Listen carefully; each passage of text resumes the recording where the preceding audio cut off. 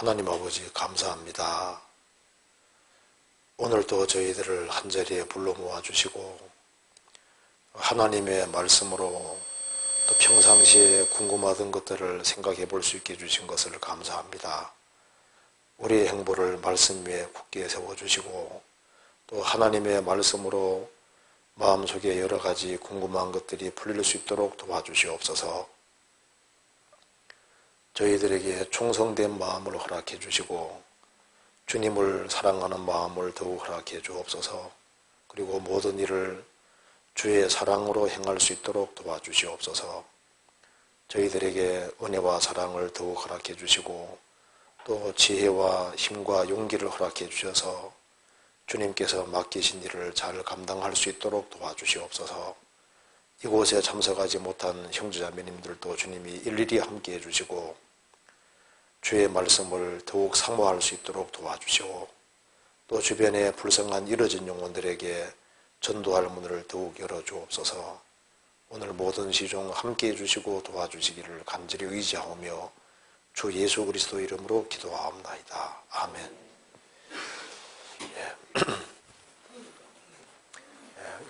이번에도 좀 질문이 많습니다. 그래서 저번에 이제 2월 달에 밀린 질문 아직 못한 것이 좀 있기 때문에 그걸 좀 말씀드리고 그 다음에 3월 달 질문 같이 해보겠습니다. 자, 여기에 좀 궁금한 것이 많다는 것이 사실 정상적인 겁니다. 애기는 태어나면은 보는 것마다 신기하잖아요. 그렇죠? 구원받고 처음에 성경에 아주 궁금한 것이 많이 생기는 것이 정상이에요. 그리고 이제 모임에 가면은 질문이 많다는 것은 성경을 가까이 한다는 증거고 성경 가까이 한다는 것은 주님을 가까이 하고 있다는 증거가 되는 겁니다. 왜냐하면 하나님은 눈에 안 보이잖아요. 눈에 보이지 않는 하나님을 가까이 한다는 증거는 하나님은 말씀으로 자신 나타내시니까 하나님 말씀을 가까이 하는 것은 하나님을 가까이 하는 것이 되는 겁니다. 그리고 하나님 말씀 붙잡고 사는 사람은 하나님 붙잡고 사는 사람이고 하나님 말씀을 버리는 사람은 하나님을 버리는 사람이 되는 거예요. 질문을 한번 같이 생각해 보겠습니다. 출애굽 여정에 대하여 묻고 싶습니다. 이스라엘 백성들이 홍해를 건넌 뒤 시내산에 이르게 되는데요. 시내산은 시나이 반도에 있는데 그렇다면 홍해를 건넌 후에 다시 시나이 반도로 돌아와서 시내산으로 갔다는 것이 되는데요. 이해가 안 됩니다. 시내산이 사우디아라비아에 있었다는 설도 있는데 그렇다면 자연스럽게 정리되기는 합니다.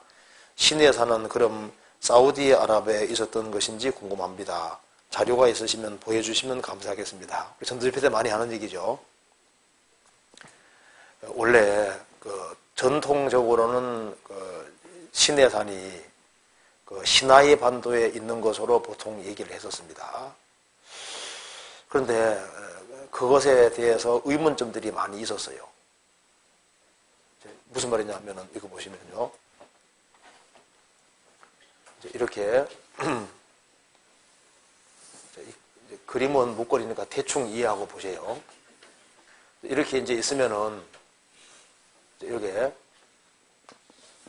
이스라엘 땅이 여기에 있고 에집트가 여기에 있습니다. 근데 이제 전통적으로는 출애굽을 할 때 너무 좀 이제 시나이 반도 쪽으로 해가지고 이제 요렇게 출애굽이 요쪽으로 이루어져서 시내산이 이제 시나이 반도에 있는 여기라고 보통 이제 얘기를 해봤잖아요. 그런데 이제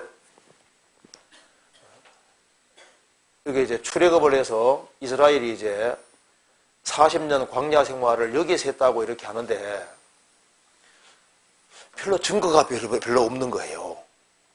그래서 여기가 정말 시내산일까 하고 의문을 갖는 사람들이 많았습니다. 그래서 AD 4세기에 헬레나 여사, 그러니까 콘스탄틴 황제의 어머니 헬레나 여사가 기독교인이 되고 그리고 시내산이 여기라고 얘기를 했다고 합니다. 그래서 로마가 지배하던 사회니까 여기가 자연스럽게 시내산이 되고, 그래서 성지 비슷하게 됐는데, 저도 시내산에 갔다 왔거든요. 갔다 왔는데 저는 꼭대기까지 올라가 봤는데요. 올라가서 이렇게 밑에서도 뭐 보니까 이스라엘이 출애굽을 할 때 보행하는 장정이 60만 가량이고, 그리고 여자와 여포하면 200만 명 되는데,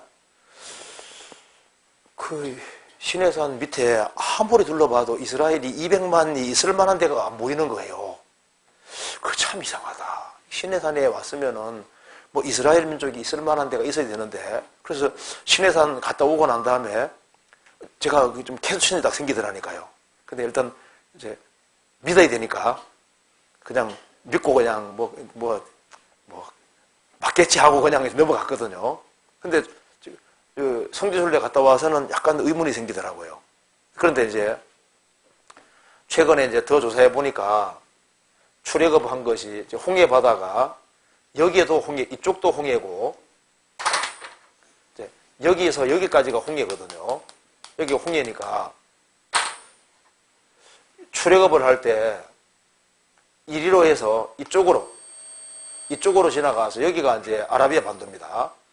아라비아 반도 있는 이쪽에가 신의 산일 것이라고 또 얘기하는 사람들도 과거부터 있어 왔어요.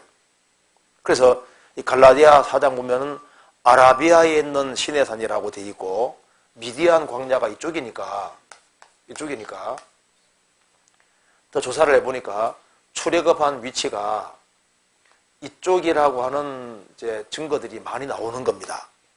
그리고 이제 이쪽으로 잡고 보니까 이스라엘이 40년 광야 생활을 했다는 증거가 여기에 압도적으로 많이 있는 거거든요.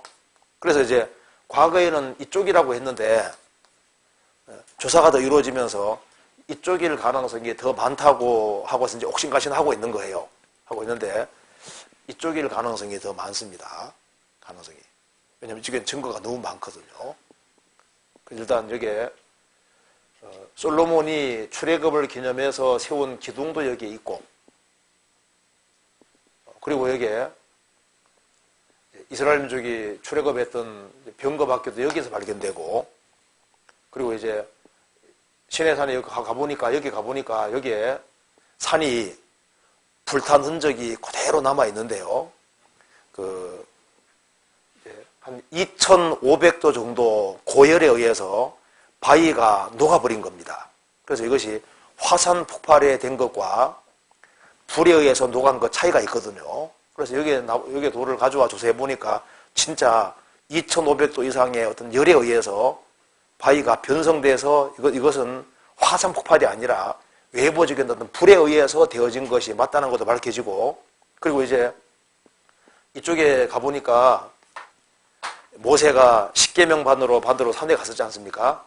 갔었는데 그 밑에 이스라엘이 우상 숭배하던 금송아지 숭배하던 제단도 나오고, 그리고 한 8층 내지 9층 높이의 그 바위가 두 쪽으로 쫙 갈라지고 물이 흐른 것도 나오고, 그 다음에 신발을 그려놓은 것도 많이 나옵니다.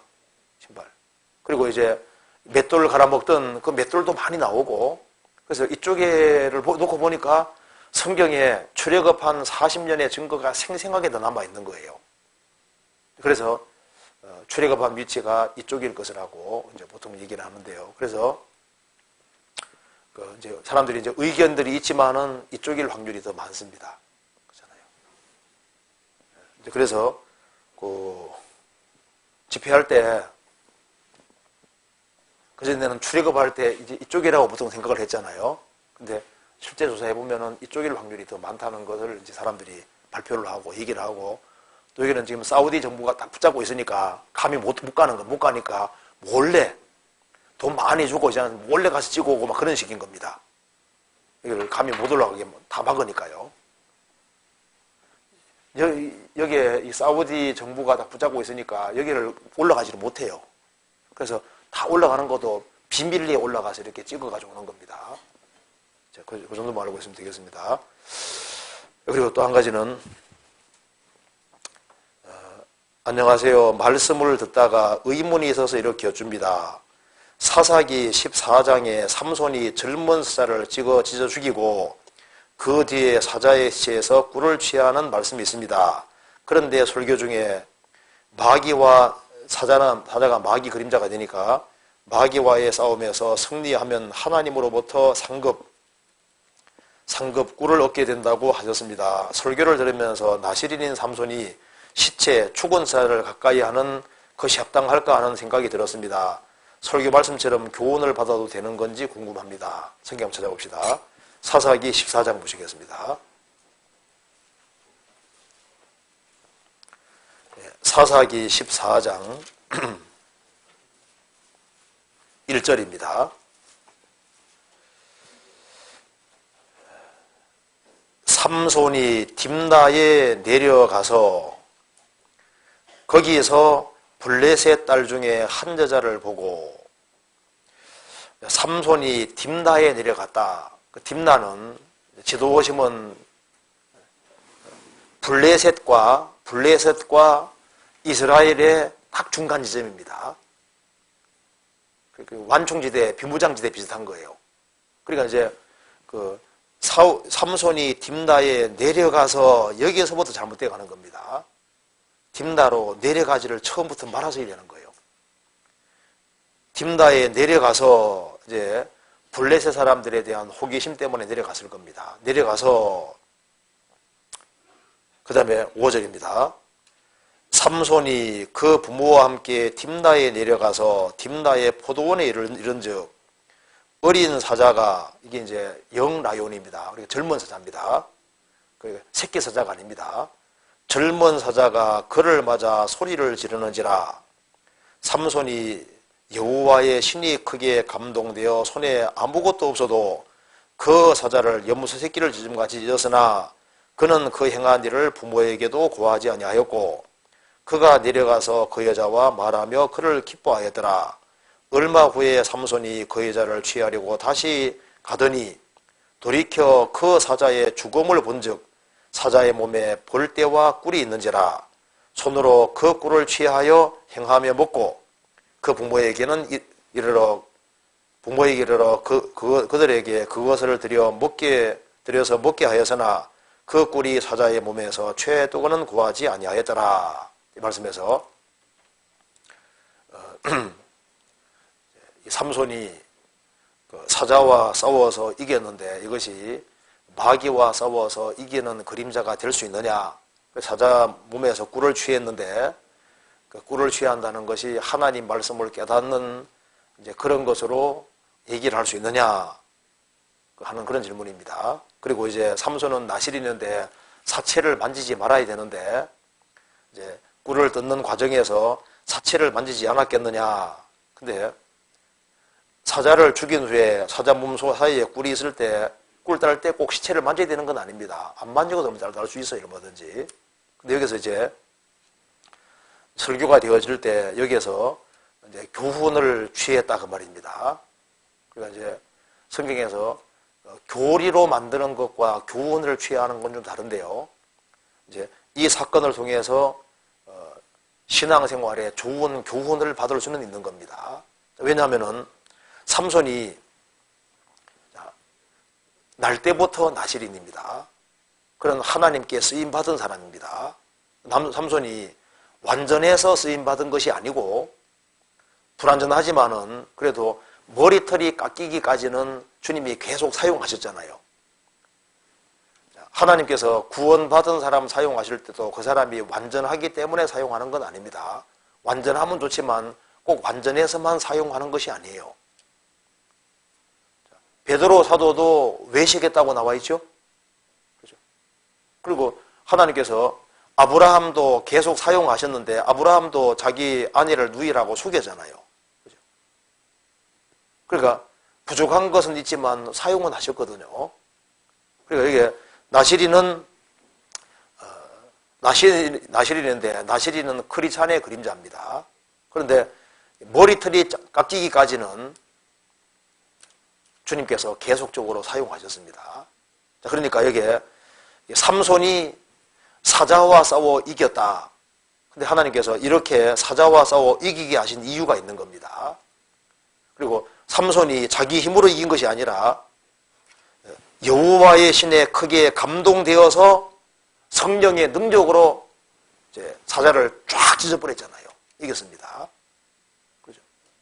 그리고 다윗도 사자와 싸워 이기고 곰과 싸워 이겼습니다. 그러니까 성경에서 왜 이런 것을 이제 기록해 두셨냐 하면 여기 뜻이 들어있는 겁니다. 성경에서 삼손은 구별된 사람으로서 나시린으로서 거듭난 크리스찬 구원받은 사람들의 그림자입니다. 그런데 나시린이 삼손이 사자와 싸워 이겼다 그 말입니다. 신약시대에 거듭난 크리스찬들은 사자를 이길 수 있는 유일한 존재인 거예요. 사람이 사람 힘으로 사자 못 이기잖아요. 인간이 인간의 힘으로 마귀를 못 이깁니다. 그러니까 사자는 마귀의 그림자가 될 수 있는 거예요. 성경에서 봅시다. 시편 91편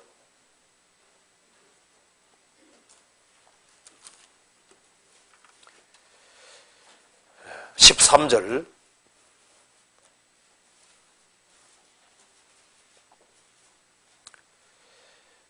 내가 사자와 독사를 밟으며 젊은 사자와 뱀을 발로 누리로다.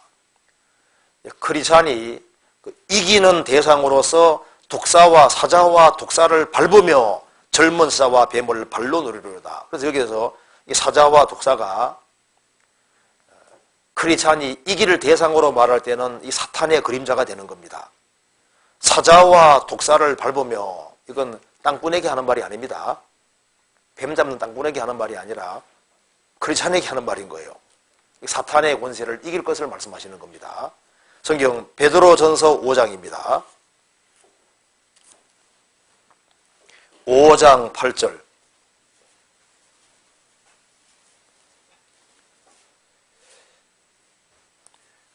근신하라 깨어라 너희 대적 마귀가 우는 사자같이 돌아다니며 삼키를 자를 찾나니 너희는 믿음을 굳게 하여 저를 대적하라. 이는 세상에 있는 너희 형제들도 동일한 고난을 당하는 줄 알미니라.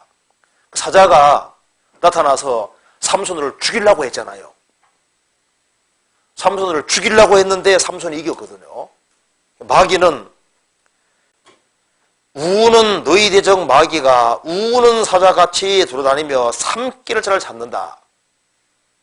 그 젊은 사자가 이 삼손을 삼키려고 했던 겁니다. 그런데 삼손이 이겼잖아요.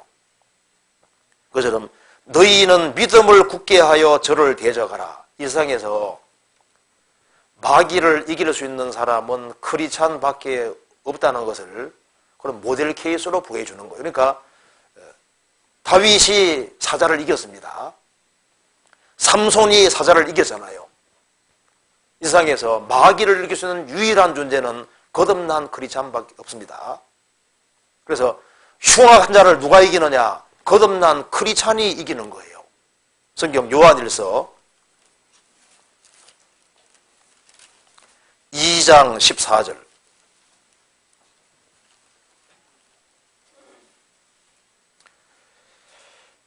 아이들아 내가 너희에게 쓴 것은 너희가 아버지를 알았으며 아비들아 내가 너희에게 쓴 것은 너희가 태초부터 계신 이를 알았으며 청년들아 내가 너희에게 쓴 것은 그 다음 같이 읽겠습니다. 너희가 강하고 하나님의 말씀이 너희 속에 거하시고 너희가 흉악한 자를 이기었음이니라. 흉악한 자가 누굽니까? 마귀를 이기었다. 그래서 삼손이 사자 이긴 것은 거듭난 크리스찬들이 마귀를 이긴다는 것을 그림자로 보여준 겁니다. 그리고 사자가 죽었잖아요. 죽은 사자 몸에서 단 꿀이 나왔습니다. 그렇잖아요.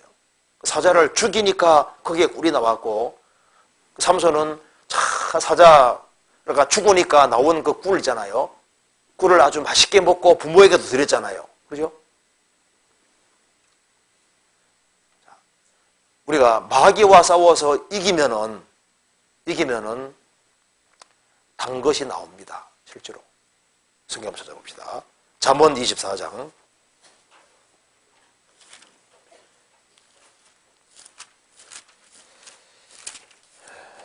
24장 13절입니다.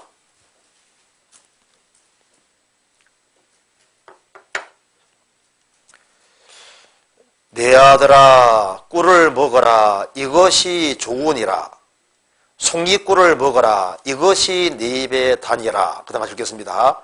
지혜가 내 영혼에게 이와 같은 줄을 알라. 이것을 얻으면 정령이 내 장래가 있겠고 내 소망이 끊어지지 아니하리라. 내 아들아 꿀을 먹어라 이것이 네 입에 다니라.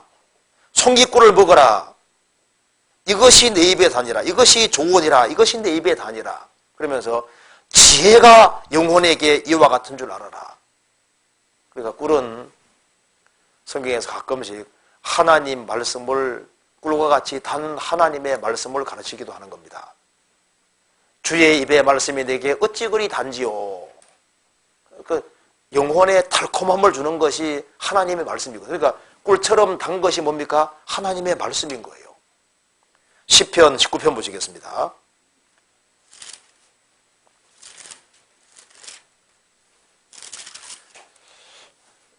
편 9절입니다.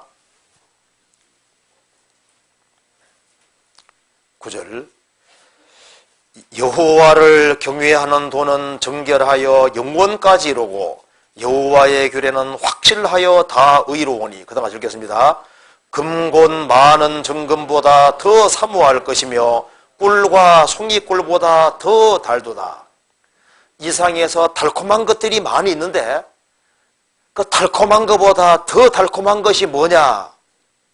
주님의 말씀이라는 겁니다. 그래서 금곧 많은 정금보다 더 사모할 것이며,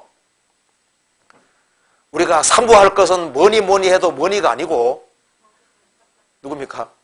주님 말씀. 금곧 많은 정금보다 더 사모할 것이며 꿀과 송이꿀보다 더 달도다. 달콤한 것이 많이 있지만은 영혼에 진짜 단 것은 하나님의 말씀이라는 겁니다. 시편 119편 보시겠습니다.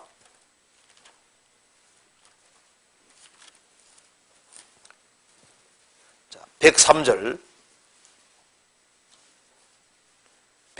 같이 읽어보겠습니다.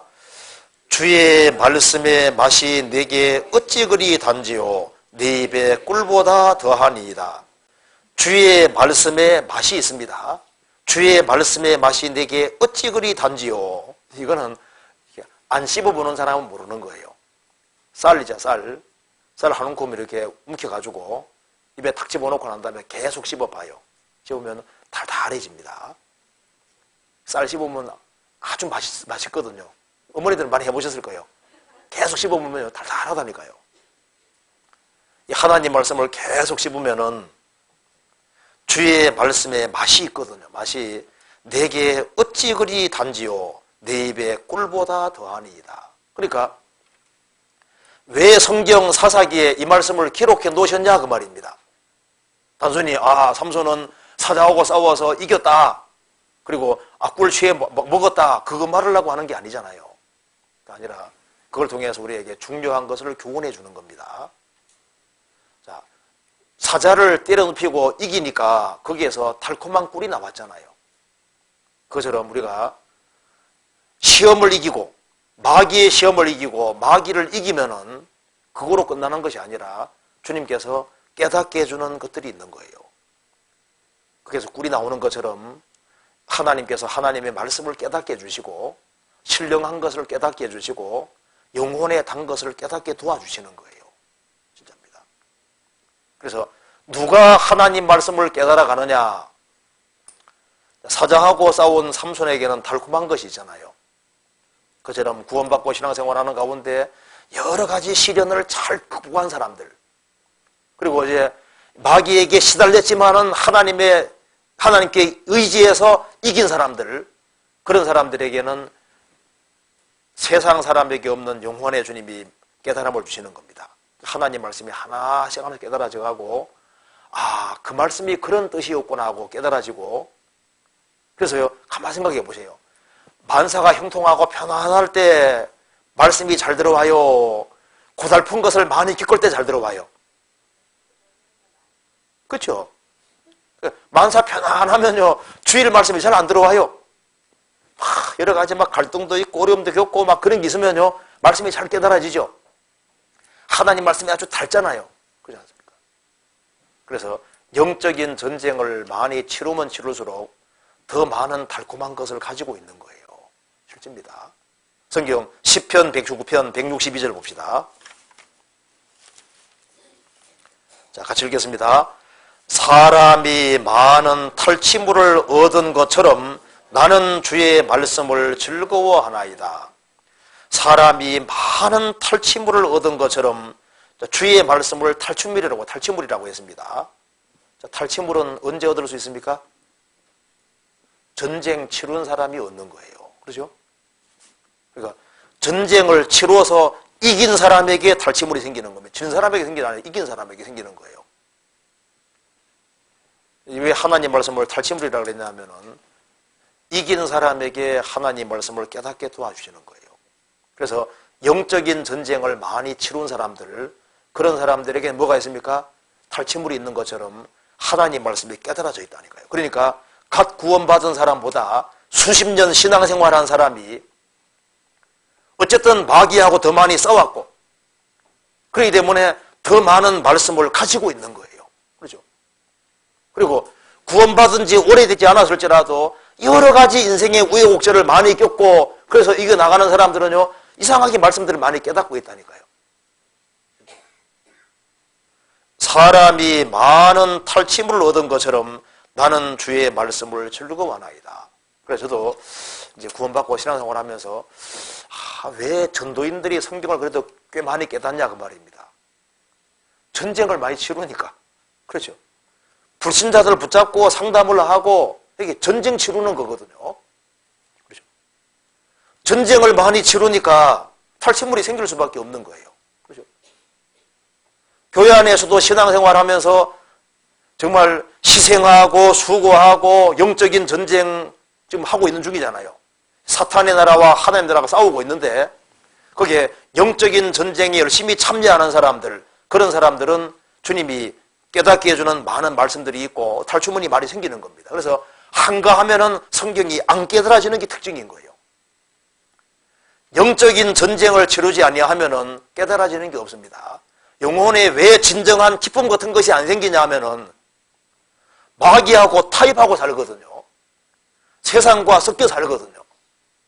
그러니까 영혼에 달콤한 것이 안 생기는 거예요. 삼손이 사자와 싸워 이기니까 달콤한 것을 경험하잖아요. 신앙생활 속에서도 마찬가지거든요.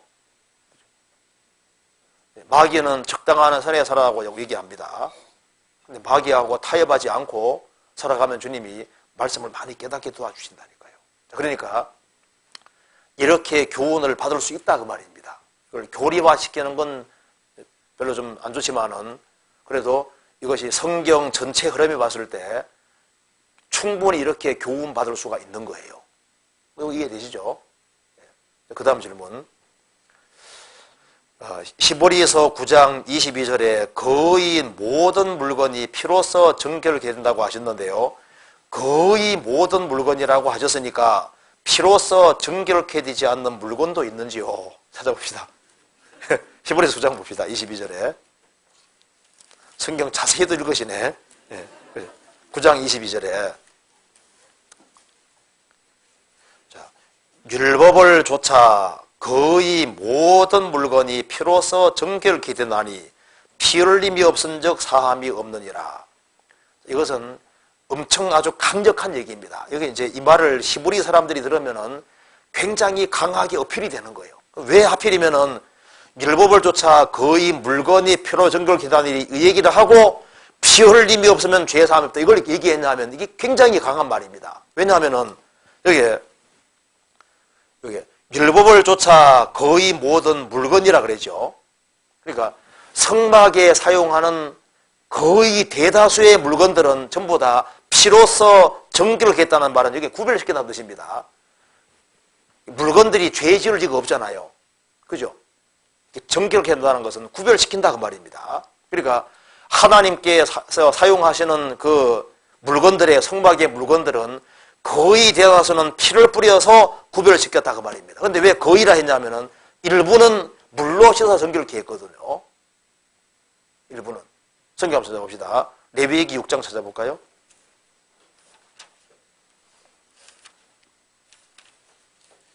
(6장 28절)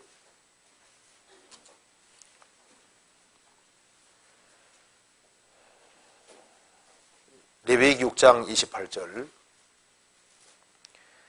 그 고기를 토기에 삶았으면 그 그릇을 깨트릴 것이요 유기에 삶았으면 그 그릇을 닦고 물로 씻을 것이며 이 말씀 보면은 하나님께서 이렇게 성막에 사용하는 기구들 있잖아요. 기구들, 그릇들도 하나님 사용하실 때 대다수는 피를 뿌려서 구별시켰다 그 말입니다. 근데 일부만 물을 통과시켰거든요.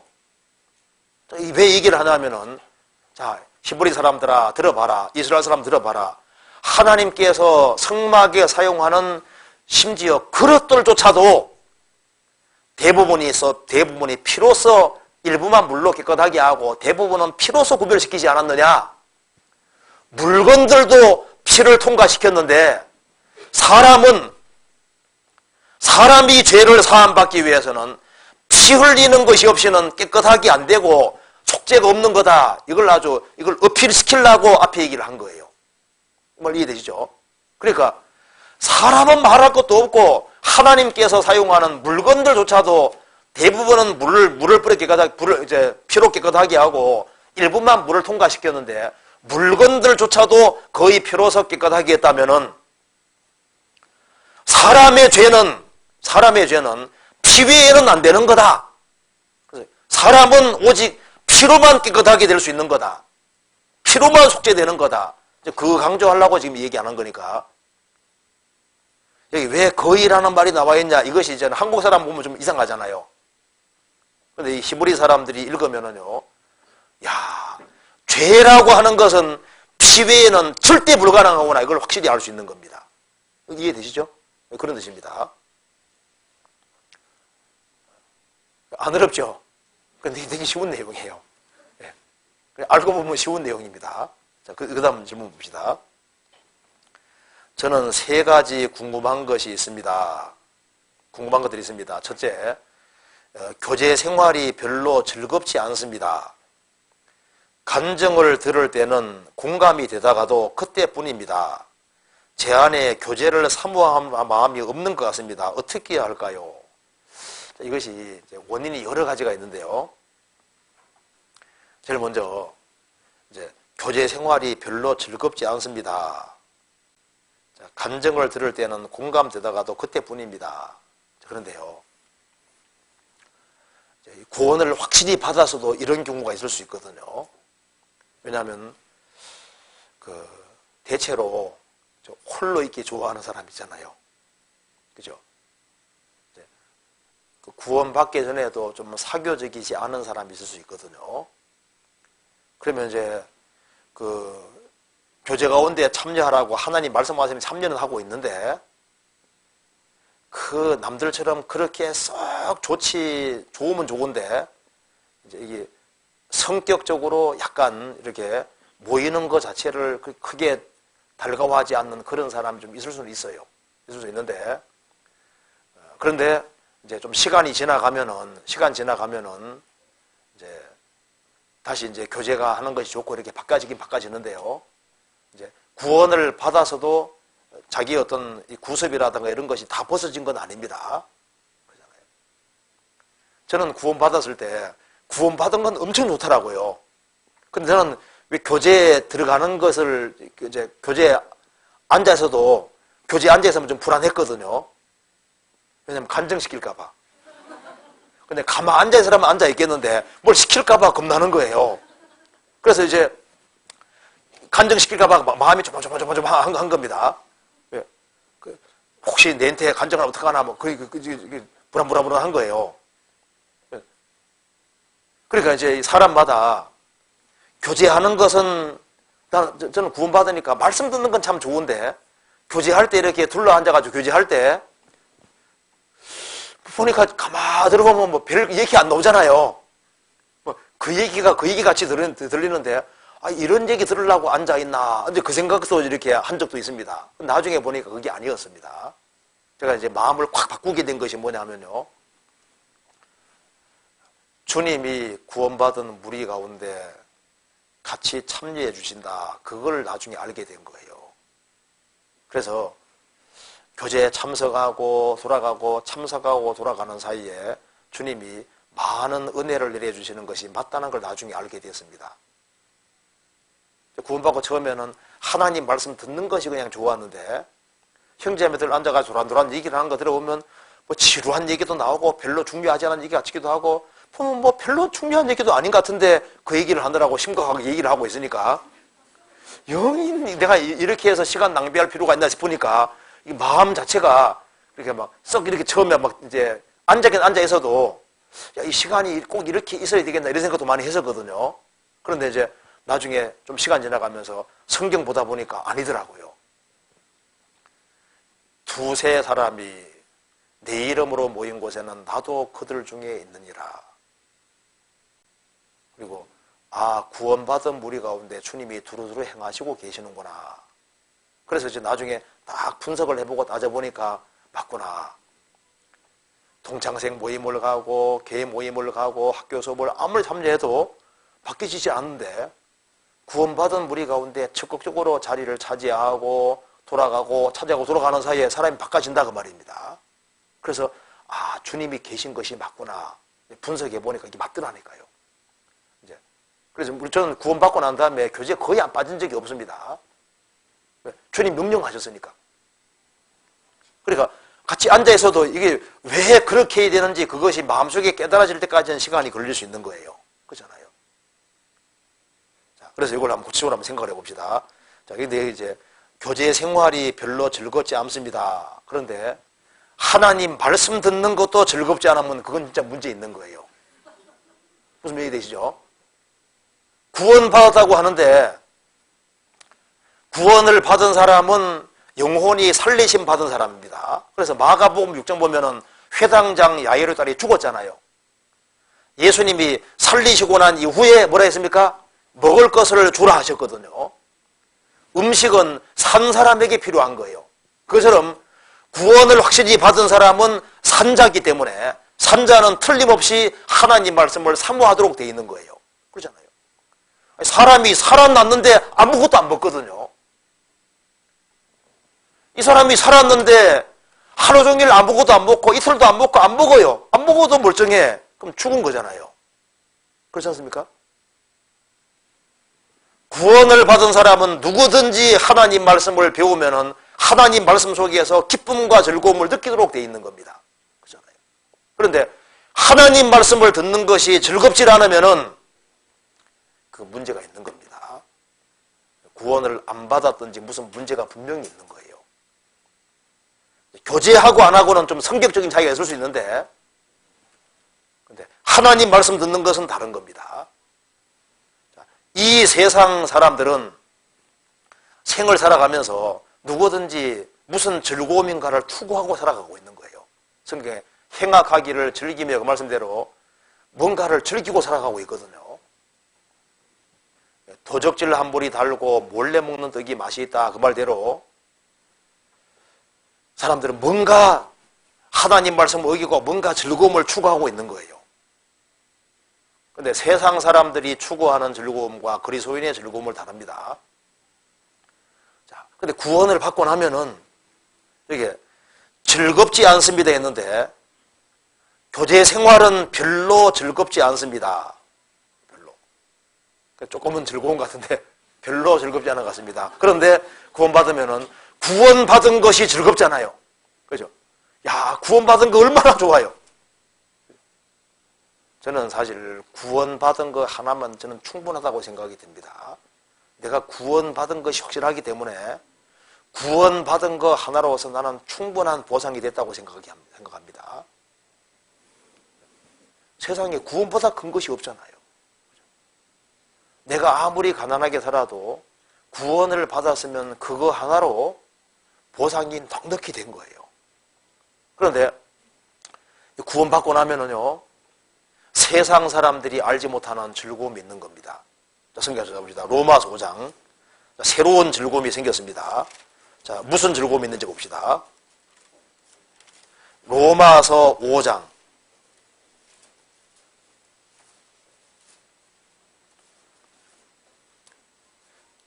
5장 2절입니다. 또한 그로 말미암아 우리가 믿음으로 서 있는 은혜에 들어감을 얻었으며 하나님의 영광을 바라고 즐거워하느니라. 우리는 어떤 즐거움이 있냐면은 믿음으로 의롭다 하심을 얻었다. 의롭다 하심을 얻었고 이제 하나님과 평화 가운데 있고 믿음으로 우리가 현재 서 있는 은혜에 들어감 얻었다. 우리가 하나님의 은혜 위에 딱 버티고 서 있고 이제 주님 오시면은 주님처럼 됩니다. 그래서 하나님의 영광을 바라고 즐거워하느니라. 자, 구원을 받은 사람은 구원받은 즐거움이 있고 그리고 나중에 주님 오시는 그날 주님처럼 된다는 즐거움이 있잖아요. 주님처럼 되고 천국에 들어가서 하나님의 얼굴을 배우고 영원한 기쁨과 즐거움 속에 산다는 그런 확실한 즐거움이 있는 거예요. 그래서 하나님의 영광을 바라고 즐거워하느니라. 그리고 3절에 다만 이뿐 아니라 우리가 환난 중에도 즐거워하나니 이는 환난은 인내는 연단은 소망을 이루는 줄 알미로다. 우리는 환난 중에도 즐거워하나니 이것이 이제 구원받은 사람의 특징입니다. 그래서 사람들은 환난이 있을지라도 환난 중에도 즐거워하는 즐거움이 있는 거예요. 어떤 즐거움이 있냐면은 환난은 인내를 만들어내고 인내는 연단을 만들어내고 연단은 소망을 만들어내는 줄 알기 때문이다. 그래서 환난은 과정이고 환난 통해서 하나님이 신령한 목적을 이루시기 때문에 환난은 잠깐이고 환난으로 말미암아 주어질 엄청난 좋은 결과를 보고 그것 때문에 즐거워한다 그 말입니다. 하나님의 영광을 바라고도 즐거워하고 환난 중에도 즐거워하고 또 11절 같이 읽겠습니다.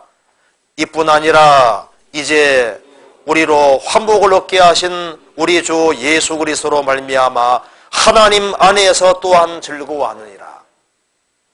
우리가 하나님으로 말미암아 구원을 받았고 현재 우리는 하나님 안에 있습니다. 그리스도 예수 안에 있고 하나님 안에 있고 하나님 품 안에 있는 겁니다. 하나님 손에 붙잡혀 있는 거거든요. 그래서 우리는 하나님 안에서 또한 즐거워하느니라. 구원받은 사람은 구원받은 것 때문에 즐거워하고 장차 천국 들어갈 걸 생각하고 즐거워하고 나중에 우리 모습이 주님처럼 영광스럽게 바뀌어서 주님 얼굴을 대면해서 보고서 영원히 살 것을 생각하면서 즐거워하고 환난을 통해서 주어진 결과를 미리 보기 때문에 그 환난 속에서도 즐거워하고 이제 또 하나님 안에서 사는 것을 즐거워한다 그 말입니다. 그래서 성령의 9가지 열매 아시죠?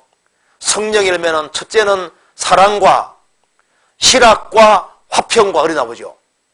그리고 구원받으면은 하나님을 사랑합니다. 앞에 3가지는 하나님과 관련됐습니다. 그리고 구원받으면은 사랑과 희락과 화평.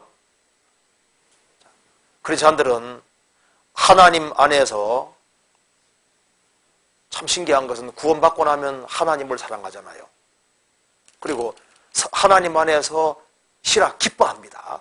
그리고 하나님과 화평 속에 있잖아요. 그리고 이웃과 관련해서는 오래 참음과 자비와 양성과 구원받고 나면은 이웃에 대해서 오래 참는 마음이 생기잖아요. 그 사람도 구원받아야 되니까. 이웃 사람에게 선을 행하고 자비 베풉니다. 자기를 향해서는 충성과 온유와 절제. 일단 구원받으면은 하나님을 사랑하고 또 하나님 안에서 사는 것을 희락, 즐거워하는 거예요. 구원 안 받은 사람은 하나님 안에 사는 거 껄끄러워합니다. 하나님 하면은 부담스러워지고 하나님 안에 사는 것을 즐거워하지 않는 사람이잖아요. 그 사람은 동네가 다를 수 있어요. 하나님 안에 사는 것을 즐거워하지 아니하면은 신앙적으로 문제가 있는 겁니다. 그렇잖아요? 구원받으면 즉시 하나님을 사랑하고 하나님 안에 사는 것을 기뻐하고 즐거워하게 돼 있는 거예요. 이게 하나님 안에서 또한 즐거워하느니라, 즐거워하는 것이 있습니다. 그래서 구원받은 사람은 마음에 기쁨이 있는 거예요.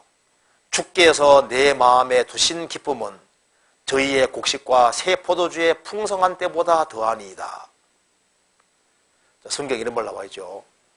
다윗은 하나님 마음에 합한 자라고 했잖아요. 근데 잘 생각해 보시면은 법궤가 들어올 때 다윗이 백성들 보는 앞에서 옷을 드러내면서 온 힘을 다해서 춤췄다고 돼 있죠. 가만히 생각해 봐요. 그 백성들이 보는 앞에서 왕의 책통기 있지. 있는 힘을 다해서 뛰놀고 춤추고 하는 게 뭐예요? 그 다윗은 하나님 앞에 자기가 어린아이라고 생각하는 겁니다. 하나님 앞에서 하나님을 기뻐하고 진짜 즐거워한 사람입니다. 그러니까 그것이 백성들에게 엄청난 영향을 미쳤을 거예요. 자, 법궤가 들어올 때, 하나님 임재가 상징되는 법궤가 들어올 때, 예루살렘 성에 들어올 때, 다윗 성에 들어올 때 다윗이 막 백성 앞에서 너무너무 가장 기뻐했죠. 그게 뭘 가리킵니까? 다윗이 하나님을 그렇게 기뻐하고 즐거운 사람이고 그것이 이스라엘 백성들에게 머릿속에 다 각인되어 있는 겁니다. 다윗 왕이, 주권자인 다윗 왕이 하나님으로 가장 크게 기뻐하고 즐거워하더라 그 말입니다. 그게 머릿속에 딱 박히는 거잖아요. 마음속에. 부모가, 아버지가 저 출장 갔다가 왔는데 자식들이 왔어요 하고 인사만 하고 픽 자기 방에 들어갑니다. 자, 그런 자식하고 예를 들어서 아버지가 왔는데 막 아버지한테 앵기고 막 달라붙고 이렇게 하면서 있잖아요. 너무 기뻐하고 즐거워하면요. 어느 자식이 더 귀엽게 보여요? 그렇죠? 하나님으로 기뻐하고 즐거워하는 사람 하나님께서 너무너무 기뻐하실 거예요. 그러니까 하나님으로 만족하고 하나님으로 기뻐하고 즐거워하는 그것이 있으니까 하나님께서 다윗은 하나님을 가장 기뻐하고 즐거워했으니까 하나님께서 그 사람에게 정말 온갖 것을 주신 거예요. 다윗은 하나님을 진짜 기뻐하고 즐거워한 사람입니다. 구원받은 사람은 하나님을 즐거워하기 때문에 하나님 말씀을 듣고 배우는 것을 즐거워하도록 되어 있는 거예요. 그런데 이제 성격적으로 좀 지루한 걸 못 참는 사람도 있고 또 이제 교제가 또 즐겁지 않은 경우가 있을 수 있는데 이제 이게 좀 몸이 좀 안 좋은 사람 있잖아요. 허리가 별로 안 좋고 이렇게 앉아있는 게 힘든 사람, 그런 사람은 이제 교제할 때는 또 고문일 수도 있거든요. 앉아있는 게 힘드니까. 설마 그러려고 안 아파서 모르는데 아파보세요. 아파보시면요. 앉아있는 게 얼마나 힘들다고. 그러잖아요. 그래서 이제 구원받은 사람은 즐거워하는 마음이 있는데 그러면 그 즐거움이 언제 깨지느냐. 이게 죄를 지으면 딱 즐거움이 깨지는 거예요. 시편 51편 보시겠습니다.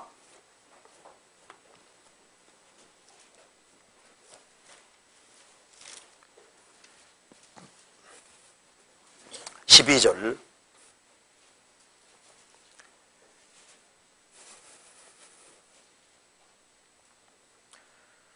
주의 구원의 즐거움을 내게 회복시키시고 자원하는 심령을 주사 나를 붙드소서. 그러하면 내가 범죄자에게 주의 도를 가르치리니 죄인들이 주께 돌아오리이다. 다윗이 살인죄와 간음죄를 지음으로써 구원의 즐거움이 깨져버립니다. 구원이 없어진 것이 아니라 구원의 즐거움이 깨져버린 거예요. 그래서 주의 구원의 즐거움을 내게 회복시키시고, 구원의 즐거움이 회복되면은 자원하는 심령이 생기거든요. 그러하면 내가 범죄자에게 주의 도를 가르치리니 죄인들이 죽게 돌아오리이다. 그래서 형식 가지고는 전도가 안 됩니다. 전도하는 사람은 자기 속에 구원의 즐거움이 회복돼야 되는 거예요.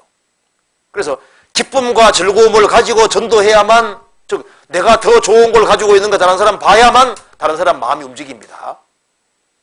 그렇잖아요. 그래서 구원받은 사람이 죄 가운데 살면은 구원의 즐거움이 깨집니다. 그래서 죄 가운데 살면서도 기쁘다는 말은 거짓말인 거예요. 죄를 지었을지라도 정말 이 구원을 받았기 때문에 감사하는 마음이 있을지라도 즐겁지는 않습니다. 죄 가운데 살아가면서 영혼이 기쁘다는 말은 거짓말인 거예요. 그렇잖아요. 그리고 이제 교제 가운데 있는 것이 별로 즐겁지 않다. 그런데 이것의 주된 원인은 성격적인 것도 물론 있을 수 있지만 그거보다는요, 원인이 여기 있을 겁니다. 요한일서 2장 봅시다.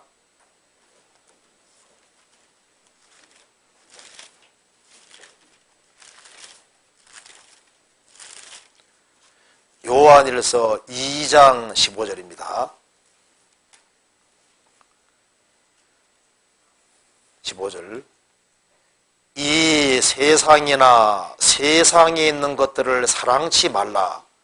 누구든지 세상을 사랑하면 아버지 사랑이 그 속에 있지 아니하니, 이는 세상에 있는 모든 것이 육신의 정욕과 안목의 정욕과 이생의 자랑이니 다 아버지께로 쫓아온 것이 아니요 세상으로 쫓아온 것이니라. 이 세상이나 세상에 있는 것들을 사랑치 말라. 그럼 그 뒤에 보시면 누구든지 이 세상을 사랑하면 아버지의 사랑이 그 속에 있지 아니하니, 세상을 사랑하면 아버지 사랑이 그 속에 없습니다. 그러니까 아버지 사랑이 그 속에 없으니까, 아버지 사랑이 없어지면은 신앙생활이 이제 형식이 되고 부담스러워지는 거예요. 아버지 사랑이 없어지면은 또 주일이네, 또 교회 가야 되네, 또 수요일이 왔네, 또 초모임이네, 또 질의응답 시간이네. 왜 이렇게 모임이 많아? 또 오늘은 또 설교가 왜 그렇게 길어? 모임이 지루하거든요. 교제 가운데 나왔는데 이게 즐겁지 않은 거예요. 그런데 이 세상이나 세상에 있는 걸 사랑하지 마라. 세상 사랑하는 것을 확 정리해버리면요, 그 속에 아버지 사랑이 있게 되고, 아버지 사랑이 있으면은 누구를 보고 싶을까요? 형제자매 보고 싶은 겁니다. 그렇죠? 그럼 교제 가운데 있으면서 그 속에서 기쁨과 즐거움을 느끼도록 되어 있는 거예요.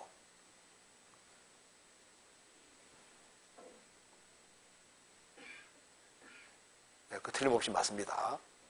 그리고 그래서 이 교제 안에서 이 별로 즐겁지 않다는 사람들은 성경 이 구절을 잘 생각해 봐야 됩니다. 히브리서 12장 보세요. 히브리서 12장 1절.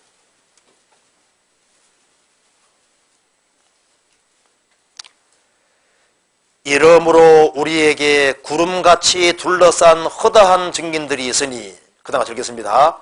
모든 무거운 것과 을미기 쉬운 죄를 벗어버리고 인내로서 우리 앞에 당한 경주를 경주하며, 그러니까 모든 무거운 것을 벗어버리고 이 무거운 것을 가지고 있는 거예요. 신앙생활은 아주 단순하고 소박한 마음으로 해야 되는데 주변에 이 무거운 것을 가지고 있는 겁니다. 이 교제 모임보다, 크리스찬들이 모임하는 모임보다 더 즐거운 세상적인 어떤 무슨 모임을 가지고 있든지, 세상에 자주 들락날락 할 수 있는 뭔가 무거운 것들이 많이 있어요. 그러니까 정리하면 되는데 정리를 할 수 있는데도 정리 안 하고 세상적인 뭔가를 이렇게 무거운 것들을 많이 가질 수 있어요. 그리고 또 한 가지는 얼매이기 쉬운 죄를 벗어버리고, 교제 나오는 것이 이게 힘들어지는 것이 얼매이기 쉬운 죄, 뭔가 죄에 얼매여 있으면요, 그게 자꾸 내 발목을 잡거든요. 그래서 무거운 것과 얼매이기 쉬운 죄를 가지고 있으면은, 그러면은 교제 생활하는 것이 그렇게 즐겁지를 않게 되는 거예요. 그렇잖아요. 그리고 진짜 교제 가운데 사모하는 마음으로 딱 앉아 있으면은 주님이 분명히 좋은 것을 깨닫게 도와주십니다. 그래서 이 교제 가운데 있는 것이 별로 즐겁지 않다. 그래서 감정 들을 때 공감이 되다가도 그때뿐이다. 제 안에 교제를 사모하는 마음이 없는 것 같습니다. 근데 구원받은 것이 확실하면은 마음속에 이 세상이나 세상 것을 사랑하는 것이 없는지 그거 잘 생각해 봐야 됩니다. 그리고 뭔가 이 그리스도인들이 모이는 모임보다 더 중요한 어떤 것을, 무거운 것들을 많이 가지고 있을 수 있어요. 뭔가 이게 정리하지 않은 것들이 있을 수 있습니다. 그렇잖아요. 자, 교제는, 그리고 또 한 가지는요, 이 생각하셔야 됩니다. 교제가 절대적으로 필요하다고 생각하는 것과 옵션이라고 생각하는 사람이잖아요. 그 차이가 있거든요. 교제는 꼭 해야 되는 거냐, 뭐 안 해도 되는 거냐, 그 사고방식도 달라질 수 있어요. 교제는 신앙생활에서 절대적인 겁니다. 주님이 반드시 그렇게 하라고 말씀하신 거예요. 그렇기 때문에 적극성을 가지고 꾸준히 그렇게 하면요, 주님께서 바꿔놓으셔요. 교제가 별로 즐겁지 않은 사람도 주님이 명령하셨기 때문에 반드시 그렇게 해야 된다는 걸 알고 꾸준히 하면요, 주님이 그 마음을 확 바꿔놓습니다. 그래서 그 사람이 교제 안에서 성격도 바꿔지는 거예요. 그래서 구부러진 것을 곧게 할 수 없고 이지러진 걸 셀 수 없도다. 구부러졌지만은 교제 가운데서는 펴집니다. 찌그러진 것도 교제 가운데서는 펴지는 거예요. 나는 성격적으로 내성적인지라 그래도 교제 가운데 꾸준히 참석하면요, 성령께서는 능력이 있기 때문에 바꿔주십니다. 그리고 말 없는 사람도 술 많이 먹으면 말이 많아지죠? 그렇죠? 교제 가운데 있으면 힘이 생기면요, 좀 약간 좀 이렇게 좀 내성적인 사람도 좀 외향적으로 바뀌어요. 저도 지금도 좀 내성적이거든요. 설교할 때만 이렇게 하지, 그 외에는 안 그래요. 저 12월 25일 날 이제 우리 크리스찬들 이렇게 성도 교제밤 이렇게 하지 않습니까? 24일 날. 그 인터뷰하러 오거든. 저는 도망 다닙니다, 지금도. 한마디 해달라면 못해요. 그 내하고 좀 체질이 안 맞아. 그리고 뭐 사회 보라 그러면요, 지금도 얼굴이 떳떳해가지고 그거 잘 못해요. 그리고 나서는 걸 저도 안 좋아하거든요. 그러니까 이게 성격적으로 좀 그런 것이 있지만은 그래도 하나님 명령이기 때문에 꾸준히 계속적으로 하면은 주님이 계속 바꿔가셔요. 진짜입니다. 그래서 별로 흥미가 없을지라도 적극성을 가지고 꾸준히 해보세요. 꾸준히 하면은요, 주님 바꿔주실 겁니다. 성경 한번 찾아봅시다. 여기 여호수아 11장 보세요. 11장 6절에 보시겠습니다.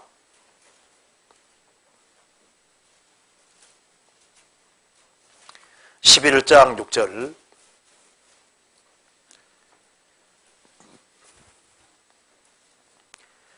여호와께서 여호수아에게 이르시되 그들을 인하여 두려워 말라. 내일 이맘때에 내가 그들을 이스라엘 앞에 붙여 몰살시키리니 너는 그들의 말 뒷발에 힘줄을 끊고 불로 그 병거를 살아라. 말을 만드신 분이 하나님이십니다. 그래서 말의 약점을 잘 알고 계십니다. 여호수아에게 말했습니다. 너 전쟁할 때 말 힘이 세잖아요. 말 뒷발에 힘줄을 딱 끊어버려. 그러면 아무리 등치 있고 힘센 말이라도 뒷발에 힘줄을 딱 끊어지면 탁 꼬꾸라집니다. 그렇죠? 마귀도 이런 작전 사용하는 거예요. 마귀도 크리스찬이 어떻게 하면은 힘이 쫙 빠지는지 알거든요. 크리스찬들이 무능력하게 되는 방법을 아는데, 마귀도 크리스찬을 말로 비유하면은 크리스찬들의 힘을 그냥 탁 없애는 길을 아는 거예요. 그게 뭔지 아세요? 그게 교제라는 겁니다. 크리스찬들의 교제. 크리스찬들이 모이는 모임. 그래서 이 크리스찬이 하나님 말씀만 가까이 안 하게 할 수 있다면 마귀는 압니다. 하나님 말씀만 멀리하게 하고 크리스찬들이 모이는 교제 모임 이것만 끊으면은 크리스찬들은 말이 콱 꼬그라지는 것처럼요 무능력하게 된다는 걸 마귀가 알고 있는 거예요. 그렇지 않습니까? 마귀가 지금도 작전하고 있습니다. 그렇기 때문에 크리스찬들은 밥을 먹어야 되는 것처럼 교제는 필수적이다 이렇게 머릿속에다가 딱 집어넣는 것이 그 잘하는 겁니다. 그래서 왜 내가 모임에 연결되어야 되느냐? 주님께서 그렇게 명령하셨어요. 주님의 재림이 다가오는 걸 보면 볼수록 모이기 더욱 힘들어 그랬잖아요. 그렇죠? 그러면은 그 나머지 모든 것들은 주님께서 또 역사해 주셔서 바꿔가십니다. 그리고 그 다음 질문 중에 또 종종 구원 의심이 됩니다.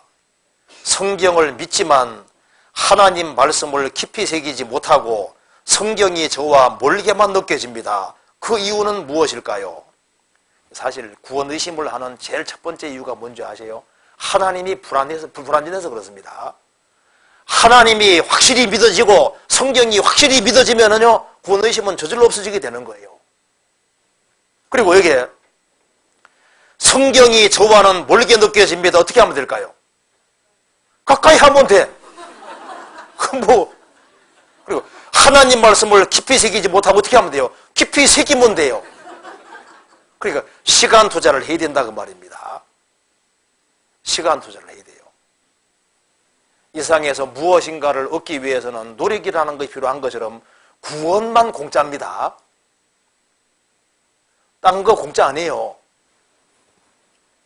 경건에 이르기를 연습하라 그 말은 노력과 수고가 들어가야 될 걸 말씀하는 거예요. 훌륭한 군인이 되기 위해서는 훈련받아야 되는 것처럼 크리스찬도 크리스찬답게 신앙생활을 하기 위해서는 많은 노력과 수고가 필요한 거예요. 그렇잖아요. 근데 요즘 구원받은 식구들이 공짜 좋아해서 구원 이후에 모든 공짜인 줄 아는데 아니에요. 신앙생활 잘하는 데는 시간 투자가 반드시 돼야 되는 겁니다. 그리고 만일 여기에 성경이 만일 안 새겨집니다. 마음에 새기지 못합니다 하는데요. 자, 성경 말씀 한 구절을 새길 때마다 마음에 새길 때마다 100만 원씩 준다 합시다. 한 구절마다. 그러면요. 100만 원만 준다 해도 말씀이 하루에 한 개씩 새기는 게 아니라 많이 새길걸요. 야, 하나 새기면 이제 100만 원, 또 하나 새기면 200만 원, 하나 새기면 300만 원. 오늘 500만 원 벌었네. 그게 다 마음이에요, 마음. 이렇게 멀게만 느껴집니다. 그게요. 시간 투자를 안 하면서 노력이라는 걸 하지 않으면서 신앙생활을 탁월하게 잘할 거라고 생각하는 그게 착각인 겁니다. 그게 그렇진 않아요. 여기 만일 나이가 드신 분이라 할지라도 이제 하나님이 만일 시험을 쳐가지고 몇 점 못 통과하면은 천국 못 간다고 하면요. 신작 가지고 시험 친다고 하면은 눈에 불을 켜고 공부해서 통과하려고 할걸요? 그렇죠? 구원이 공짜로 딱 주어지니까 마음이 딱 풀어져가지고 노력을 안 하시는 거예요, 노력을. 노력해야 됩니다. 성경 한번 찾아봅시다. 잠언 4장 보세요. 4장 7절.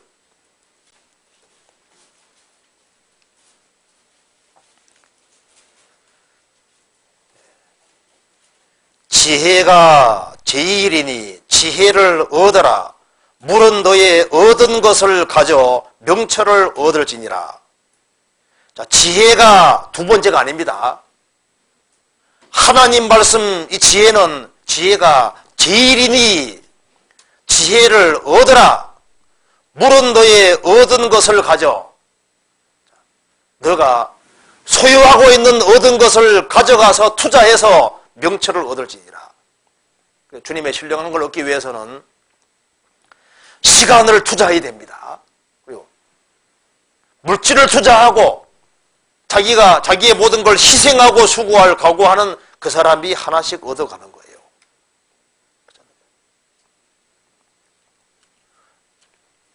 자, 이거 그냥 익혀지는 게 아닙니다. 그래서 하나님은 영이시기 때문에 마음을 가까이 하지 아니하고 마음을 들이지 않는 사람은 안 깨달아집니다. 안 새겨져요. 마음이 주님께로 가 있는 사람은 하나님 말씀이 잘 새겨지게 돼 있어요. 잠언 7장 보시겠습니다. 7장 3절. 이것을 내 손가락에 매며 이것을 내 마음판에 새기라. 그다가 적겠습니다. 지혜에게 너는 내 누이라 하며 명철에게 너는 내 친족이라 하라. 지혜에게 너는 내 누이라. 아가서 서장 보면 술랍여인 보고 나의 신부 나의 누이는 그렇게 되어 있습니다. 그러니까 여기 나의 누이는 그 말은 나의 아내는 그 말과 똑같은 말도 됩니다. 지혜에게 너는 내 누이라. 아가사정에 나의 신부 나의 누이는 이렇게 되어 있거든요. 그러니까 하나님 말씀을 자기 아내처럼 그리고 자기 누이처럼 자기 친족처럼 가장 가까이 할 사람처럼 가까이 하라 그 말입니다.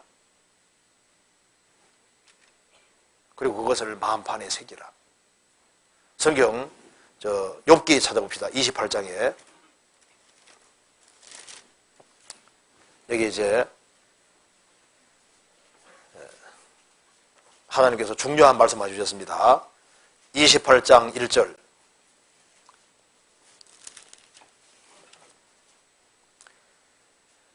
은은 나는 광이 있고 연단하는 금은 나는 곳이 있으며 철은 흙에서 취하고 동은 돌에서 녹여 얻느니라.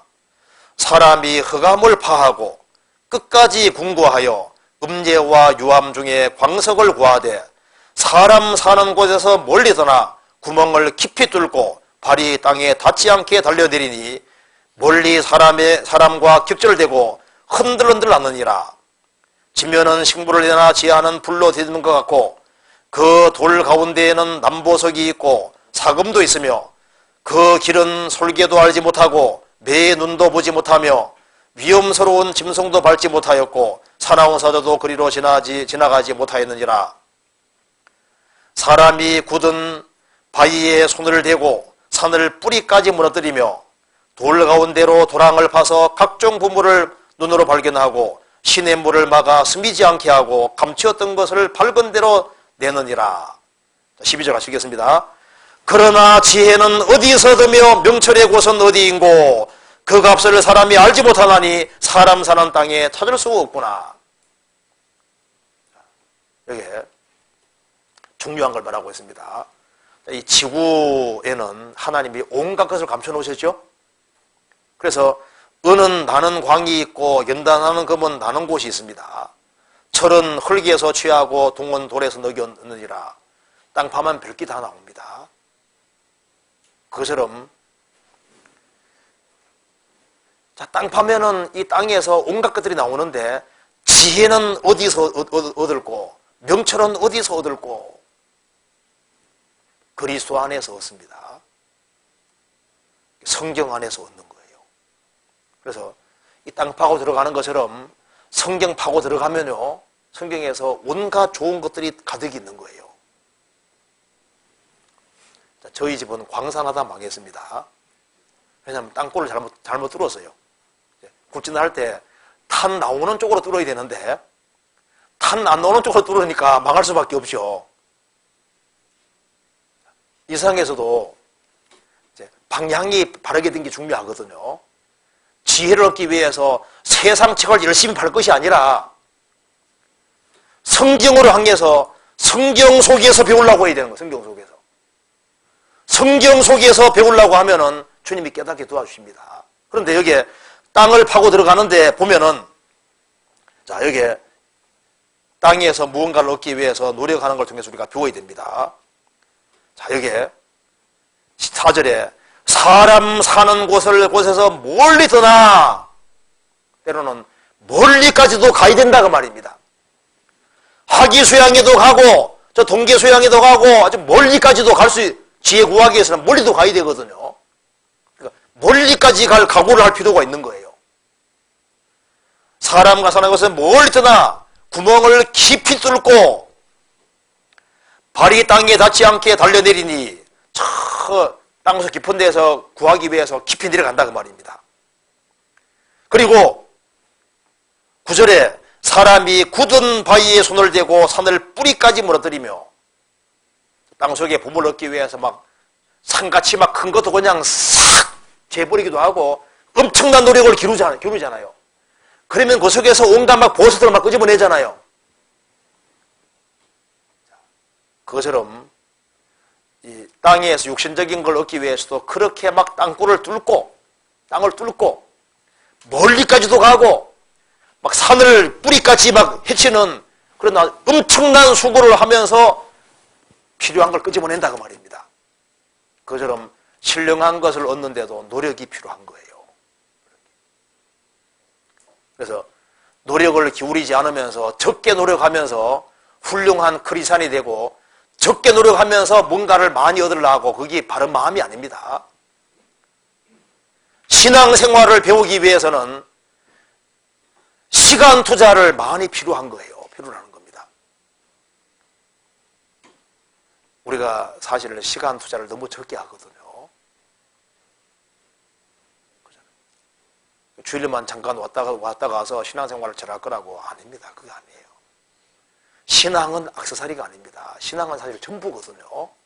인생이 걸린 문제이기 때문에 자기의 전 존재를 걸지 아니하면은 사실은 신앙생활 하는 것이 아닙니다. 그렇지 않습니까? 신앙이라는 건 그냥 교회당 왔다 갔다 하는 게 아니에요. 그건 세상 종교가들이 하는 거고, 우리는 운명을 여기에 거는 것이 신앙이거든요. 그렇지 않습니까? 성경이 하나님 말씀이면은, 하나님이 살아계시면 여기에다가 인생을 거는 거예요. 그러니까 여기에다가 마음을 들이고 정성을 들이고 자기 전 존재를 들이고 시간을 들이고 물질을 들이고 자기의 모든 걸 다 투자하는 게 신앙이거든요. 그렇지 않습니까? 그렇지 않으면은 신령한 것은 못 배웁니다. 그 성경 사무엘상 3장에 보면은 그 엘리 제사장은 이제 하나님 말씀이 시기하여 잘 보이지 않았다고 되어 있습니다. 그는 의자에 자주 앉았습니다. 움직이는 걸 아주 싫어했어요. 그래서 너무너무 뚱뚱해졌습니다. 죽을 때도 뒤로 자빠져서 목이 부러져 죽었잖아요. 제사장은 빠릿빠릿 해야 되거든요. 근데 너무 뚱뚱해졌어요.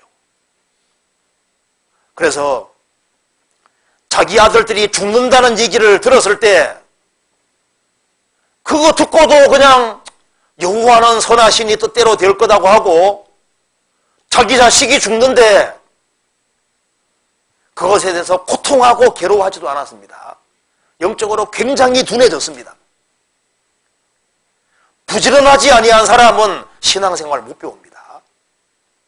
그렇지 않습니까? 게으른데 어떻게 신앙생활을 잘 할 수 있겠어요? 그러니까 여기에 질문하신 내용 중에 성경을 믿지만 믿는데 믿으면은 진짜 믿으면은 여기에다가 엄청난 시간을 사실 투자해야 되는 거예요. 바르게 배우고 익히려고 노력을 해야 되는 거거든요. 성경이 멀게 느껴지면요, 성경을 안고 자든지 성경을 묶고 자든지 이렇게 해가지고, 제가 학교 다닐 때 참 어떤 학생은 의자에 앉아가지고 잠들까봐 고개 이렇게 할까봐 여기다가 줄 묶어가지고 딱 줄 천장에 딱 매놨어요. 잠 오면 그냥 딱 하게끔 의자에 이렇게 꼭 묶기도 하고. 그러니까 아주 지독스럽게 공부하는 사람들이 있었습니다. 그래서 여기에 이 이유가 뭘까요? 여기에다가 적극적으로 투자하지 않는 것이 원인일 수 있습니다. 그렇잖아요. 그리고 어제 또 한 가지는 이게 온전한 11조란 무엇입니까? 실수령에게서 10분의 1을 해야 하는지 아니면 월급 명세서에 적힌 금액에서 10분의 1을 해야 하는지요. 여기 이제 어떤 사람은 또 11조 무용론 주장하는 사람이 있잖아요. 근데 아닙니다. 11조는 율법에 속한 것이 아니고 율법 시대에 있기 전에도 있었습니다. 아브라함이 멜기스덱에게 10분의 1을 드린 것은 아브라함은 모든 크리스찬의 대표잖아요.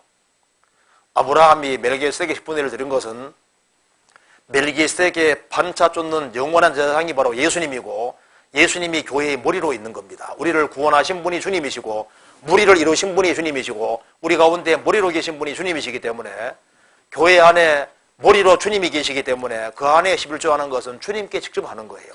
그렇잖아요. 그런데 여기에 11조를 하는데 그 온전한 11조란 무엇입니까? 실수령에게서 10분의 1을 해야 하는지 아니면 월급 명세에서 적힌 금액의 10분의 1을 해야 하는지. 소득의 10분의 1이라 했으니까 참 애매한 경우가 있습니다. 그죠? 이게 상황에 따라 좀 달라질 수 있습니다. 예를 들면 이런 경우 있잖아요. 월급 명세서를 해서 빚을 많이 져가지고 빚 떼고 하면은 사업이 실패해가지고 빚을 제하고 이렇게 하면은 실수령액이 너무 적은 경우도 있잖아요. 그죠? 그리고 이제 여러 가지 상황 변수가 생길 수 있는데 10분제를 일단 하는데요. 자기 마음속에서 갈등이 생기면 어떻게 하면 됩니까? 더 하면 돼요. 여기 온전한 11조라는 것은 꼭 10분의 1만 말하는 게 아닙니다. 온전한 11조는 꼭 10분의 1만 하려고 하는 것도 온전한 11조가 아니거든요. 온전한 11조라는 것은 주님께 더 하려는 마음을 가지는 그 사람이 온전한 11조인 겁니다. 그래서 내 마음속에 인색한 마음이 생기면요, 더 해버리면 되는 거예요, 조금 더. 그죠? 갈등이 생기면 더 하면 되는 겁니다. 아, 내가 헌금하려고 딱 보는데, 보니까, 아니, 너무 많잖아. 자기 마음속에 그렇게 떠오르면요, 많아! 확 집어넣고, 더 적극적으로, 많아! 하면 그 인색한 마음을 확 죽이고, 더 집어넣고, 그래서 적극적으로 주님께 더 하는 걸 배워야 되는 거예요. 그럼 자기가 이제 소득의 11조라고 되어 있으니까 잘 보시면요. 자기가 알아요. 자기가 넉넉한 마음으로 하는지 10분을 다 계산해서 최대한 적게 해가지고 그렇게 하는지 그거 아시잖아요. 주님이 아실 겁니다. 그래서 온전한 11조라는 것은 넉넉한 마음으로 하는 걸 말하는 겁니다. 넉넉한 마음으로. 어떤 사람이 집이 몇 억짜리 집이 있는데요. 몸이 병들은 겁니다. 그래서 이제 죽게 생긴 겁니다. 그래서 하나님, 제가 제 병만 낫게 해주시면 제가 집을 하나님께 바치겠습니다. 근데 이제 기적적으로 나았거든요. 그런데 집을 바치겠다 했으니까 이제 인색이지잖아요. 그래서 머리에 궁리를 했습니다. 그래서 이제 집을 판다고 딱 해놓고 집은 예를 들어서 200만 원.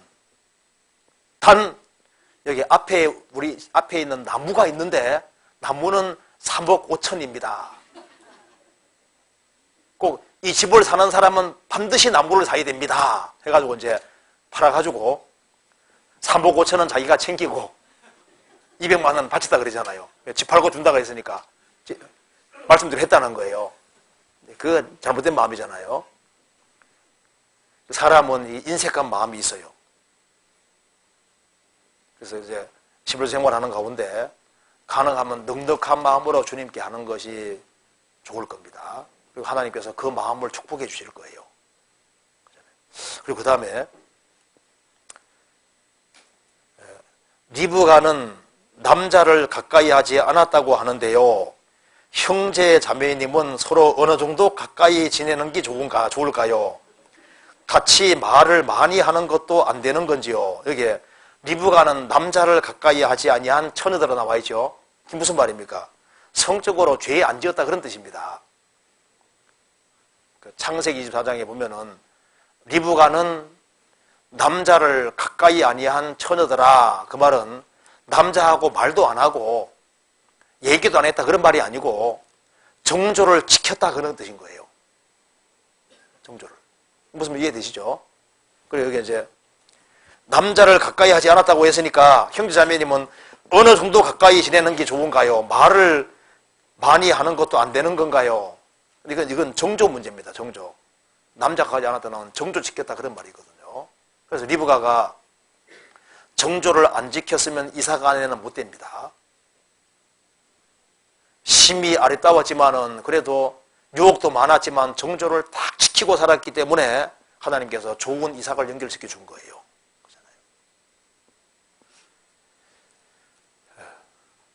그리고 이제 그 신명기 22장 보면은 이제 정조가 참 중요하게 돼 있잖아요.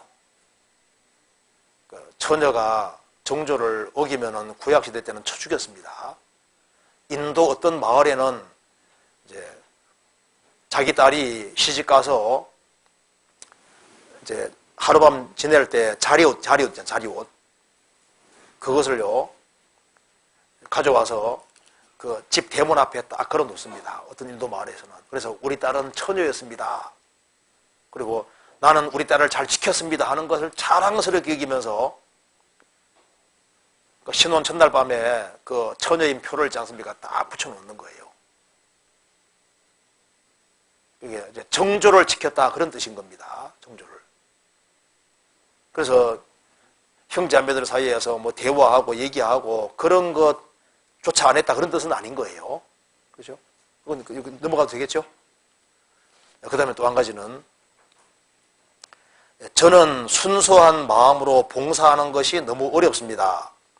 처음에는 하나님만 바라보고 봉사하다가도 교회 어른들께 칭찬을 몇 번 들으면 하나님은 잊혀지고 어른들에게 더 칭찬을 받고 싶어하는 마음도 생깁니다. 교제, 봉사, 전도할 때 의무감이나 외식하려는 마음이 생길 때는 어떻게 해야 할까요? 자, 여기 이제 순수한 마음으로 봉사하는 것이 너무 어렵다. 그런데 봉사할 때 사람에게 보이기 위한 목적으로만 하면은 합당치 않습니다. 성경 마태복음 6장 찾아봅시다.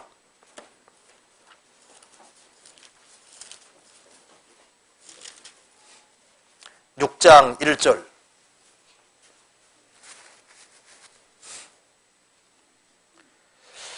사람에게 보이려고 그들 앞에서 너희 의를 행치 않도록 주의하라.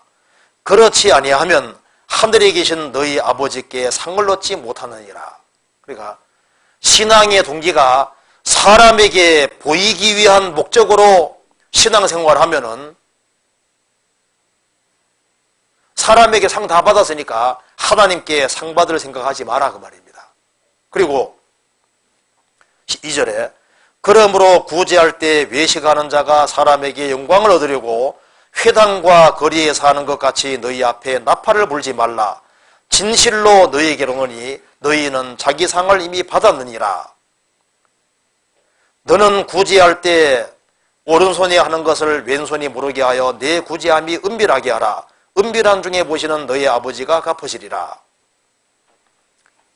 나팔 분다는 것은 조그만 거 하나 하고도 나팔 소리 엄청 크잖아요. 조그만 거 하나 하고도 막 굉장한 게 한 것처럼 떠벌리고 그렇게 하면은 사람에게 상 다 받았다는 겁니다. 그래서 너는 구제할 때 오른손이 하는 것을 왼손이 모르게 하고, 이거 오른손 하는 걸 왼손이 모를 리가 없잖아요. 이게 무슨 뜻이냐면은 해놓고도 했다고 생각하지 마라 그 말입니다. 나는 당연히 할 것을 했다 그렇게 생각하라는 겁니다. 그런데 여기에 이 봉사의 동기에는 지금 여기 질문하신 분에는 봉사의 동기가 주님을 위한 것이 반드시 포함되어 있습니다.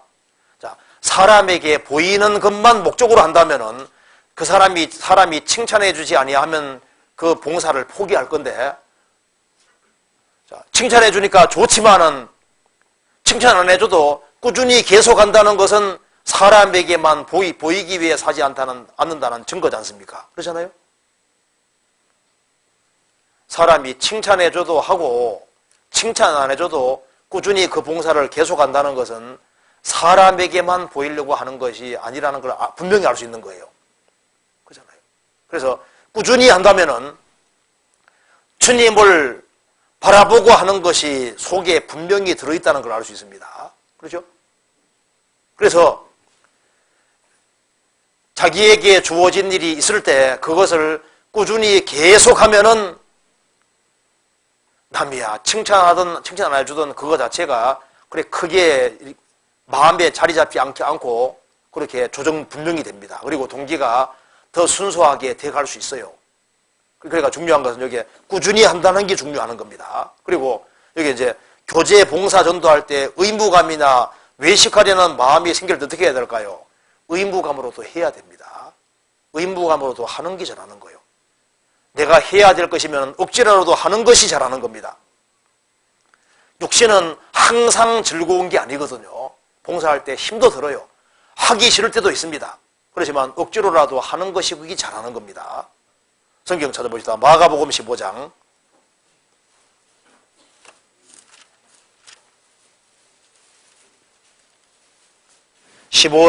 21절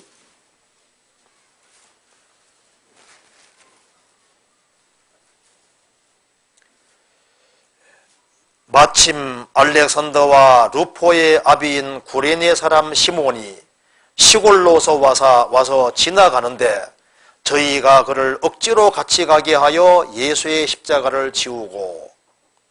자, 구레네 사람 시몬, 알렉산더와 루포의 아버지인 구레네 사람 시몬 이렇게 되어 있는데요. 이 사람은 원래 십자가를 지려고 해 진 것이 아니에요. 그냥 예수님 옆으로 지나가다가 로마 군병에게 붙잡혀서 십자가를 짊어지게 된 겁니다. 그래서 자원에 짊어진 것이 아니라 억지로 짊어졌는데 십자가를 억지로 짊어짐으로 놀라운 일이 생겼습니다. 십자가를 지고 가니까 어쩔 수 없이 예수님 처형당하는 걸 봤지 않습니까? 그리고 그 사람에게 엄청난 영향력을 미쳤습니다. 그래서 이 집안이 다 구원받게 됐잖아요. 그죠? 성경에서 봅시다. 로마서 16장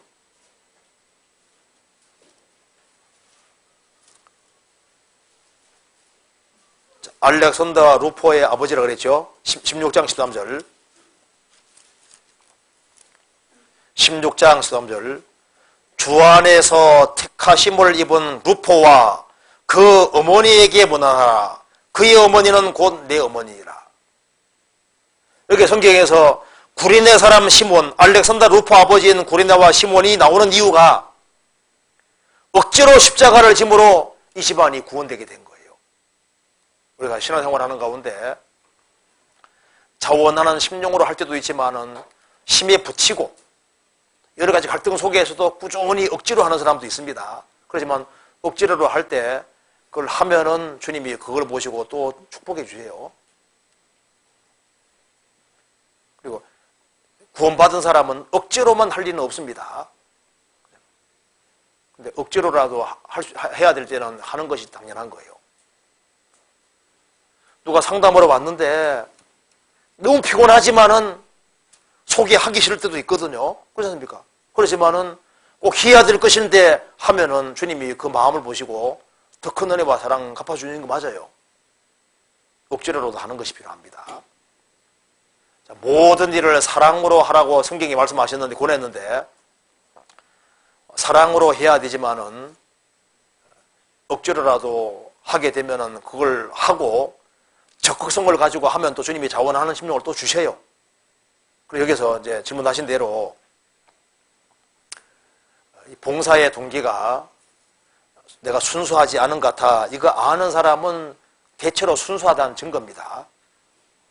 진짜 모르는 게 문제인 거예요. 내가 좀 이렇게 사람 칭찬받으니까 마음이 들뜨구나 이런 걸 좀 아는 사람은 아주 양심이 발달한 증거입니다. 이런 거로 좀 고민하는 사람은요. 마음이 정상적이니까 이런 고민도 하는 거예요. 진짜 교만해지고 문제 있는 사람은 자기 못 고칩니다. 못 깨달아요. 이런 질문을 할 정도면요. 마음이 대단히 바르게 돼 있는 겁니다. 그렇죠? 그리고 그 다음 질문. 자, 암송하다가 궁금한 게 생겼습니다. 고린도전서 15장 51절에 보라 내가 너희에게 비밀을 말하노니 우리가 다 잠잘 것이 아니요 마지막 나팔에 순식간에 홀리니 다 변화하리니 나팔 소리가 나매 죽은 자들이 썩지 아니할 것에 살고 우리도 변하리라. 여기에서 마지막 나팔이라고 쓰여 있는 것을 보고 혹시 요한계시록에 나와 있는 나팔과 무슨 연관이 있는 것이 아닐까 하는 생각이 났습니다. 계시록 10장 이제 나와 있죠. 그래서 일곱째 선사가 소리를 내는 날 그 나팔을 불게 될 때 하나님의 비밀이 그 종 선자들에게 전하신 복음과 같이 이르리라. 고린도전서 15장의 나팔과 계시록 10장의 나팔이 서로 다른 나팔인 것 같기는 한데요. 혹시 구원받은 성도도 7년 혼란에 참여하는 것이 아닌지 오해할 수도 있는 것 같습니다. 두 나팔의 차이를 알고 싶습니다. 그리고 7년 혼란 전에 휴거된다는 사실을 말씀으로 정리해 주시면 감사하겠습니다. 나팔에 대한 질문인데요. 이렇게 정리하면 되겠습니다. 성경에 나팔에 대한 얘기가 많은데요. 이렇게 정리하면 됩니다. 성경에서 첫째 큰 나팔이 나옵니다. 큰 나팔은 이스라엘 회복과 관련되는 겁니다. 그리고 이제 하나님의 나팔, 그리고 이제 마지막 나팔이 나오는데요. 이건 소집 나팔, 소집 나팔입니다.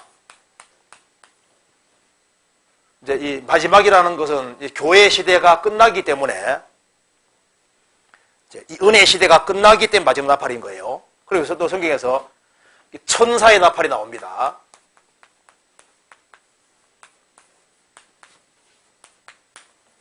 천사의 나팔은 심판의 나팔입니다. 그래서 나팔이 불릴 때마다 이 지구상에 재앙이 내려오는 거예요. 몇 번 찾아봅시다. 성경 이사야 27장 봅시다. 이사야 27장 13절.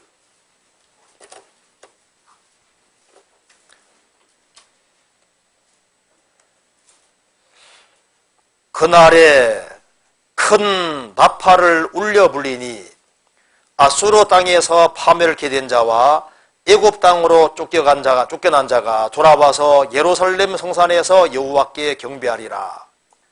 이스라엘 민족이 전 세계에서 회복될 걸 말씀하시면서 큰 나팔을 울려 불리니, 이스라엘 민족이 그리스도 배척한 죄로 유랑 민족이 됐는데 하나님께서 큰 나팔 울려 불 때 이스라엘 민족이 회복된다 그랬죠? 성경 마태복음 24장 보시겠습니다. 큰 나팔입니다. 24장 31절.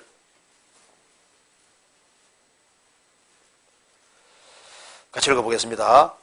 저가 큰 나팔 소리와 함께 천사들을 보내리니 저희가 그 택하신 자들을 하늘 이끌어 줄 것까지 사방에서 모으시리라. 그러니까 큰 나팔은 이스라엘 회복과 관련되는데요. 지금 이스라엘 민족을 전 세계에서 모아들이고, 그리고 이스라엘 민족은 7년 혼란 통과해서 천년 왕국까지 들어가게 되는 이 모든 것이 하나님의 큰 역사이기 때문에 여기에 큰 나팔이라고 표현하고 있습니다. 그래서 큰 나팔은 이스라엘 민족을 회복시키고 이스라엘 민족이 혼란 통과의 천년왕국 속에 들어가는 이제 그 역사를 얘기할 때 큰 나팔이라 했구나 이렇게 이해하면 되고, 그 다음에 데살로니가전서 4장에 천사종의 소리와 하나님의 나팔로 그래 되어 있죠. 고린도전서 15장에는 마지막 나팔 나오잖아요. 그게 다 소집 나팔입니다. 크리스찬들을 저 지상의 하늘로 불러 모으는 나팔인 거예요. 이해되시죠? 그리고 이제 계시록에 나와 있는 7 나팔은 나팔을 불릴 때마다 이 지구상에 하나님이 천사를 통해서 재앙 드리는 나팔인 거예요. 재앙. 심판의 나팔인 겁니다. 성경에서 봅니다. 요한계시록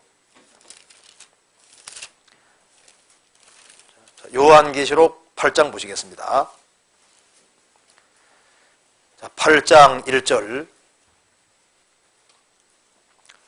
일곱째 인을 떼실 때 하늘이 반시 동안쯤 고요하더니 내가 보매 하나님 앞에 시위한 7 천사가 있어 7 나팔을 받았더라. 심판의 나팔입니다. 7절. 첫째 천사가 나팔을 보니 피 섞인 우박과 불이 나서 땅에 쏟아짐에 땅에 3분질이 타서 사위고 수목에 3분이 타서 사위고 각종 푸른 풀도 타서 사위더라. 그래서 나팔이 불 때마다 재앙이 내려서 지구상의 3분질 모든 것이 해를 받도록 되어 있는 거예요. 그리고 이제 일곱 번째 나팔도 하나님의 심판의 나팔입니다. 심판의 나팔. 그래서 여기에 성경 요한계시록 10장 보시겠습니다. 10장 7절에 일곱째 천사가 소리를 내는 날 그 나팔을 불게 될 때 하나님의 비밀이 거종 선지자들에게 전하신 복음과 같이 이루리라. 무슨 말이냐면은 일곱째 천사가 나팔을 불 때 일곱 천사가 나팔을 불면 그 다음에 속에 뭐가 떨어집니까? 일곱 대접이 한꺼번에 쫙 떨어지는 거예요. 일곱 천사가 나팔을 불면은 일곱 대접이 지구상에 떨어져서 인류가 거의 전멸하고 그 다음 뭐가 오는 겁니까? 천전만국이 오는 거예요. 이 얘기를 하는 겁니다. 그래서 구약 성경 속에 이제 이스라엘 민족은 천전만국을 상속받도록 되어 있는데 일곱 천사가 나팔을 불게 될 때 구약 성경 속에 하나님의 비밀이 그 선지자들에게 말한 복음과 같이 이루리라. 그래서 이스라엘 민족의 죄악은 용속되고 이제 이스라엘 민족은 천만국 속에 들어가는 그런 역사가 이루어지는데요. 일곱째 천사가 나팔을 불 때 일곱 대집이 한꺼번에 떨어지면서 인류가 거의 전멸하게 되고 그 다음에 이제 이스라엘 가운데 3분의 1은 혼란 통과의 천만국 속에 들어가게 되고 역사가 좀 나오거든요. 그러니까 이제 일곱 나팔은 천사가 부는 나팔인데 심판, 지구상의 하나님이 천사 통해서 심판을 대행하시는 거예요. 그런데 여기에 마지막 나팔, 하나님 나팔이고 하나님이 소집시키는 나팔이 소집. 나팔 정도가 완전히 다른 겁니다. 그리고 또 한 가지는 여기에 크리스찬들이 7년 환란 전에 들림받는다는 증거가 있느냐? 물론입니다. 이것 때문에 그래요. 보세요.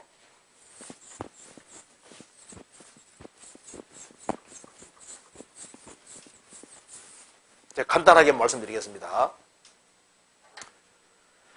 다니엘의 71회를 보면은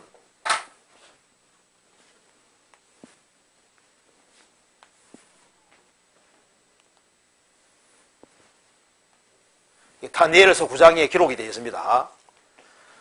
다니엘을 내 백성과 내 거룩한 성을 위하여 71회로 기한을 정했다. 이래가 히브리 말로 샤부임인데 7이란 뜻입니다. 그래서 7이 70에 7로 기간 정했다. 즉 490으로 기한 정했다. 여기서는 490일 아니면 490년에 여기서는 490년으로 쓰였습니다. 그래서 예루살렘을 중건하라는 영이 날 때부터 7일에와 62일에가 지날 것이다. 그러니까 483년이 지난다는 겁니다. 예루살렘을 중건하라는 영이 날 때부터 예루살렘을 중건하라는 영이 날 때가 BC 445년 3월 14일이라고 합니다.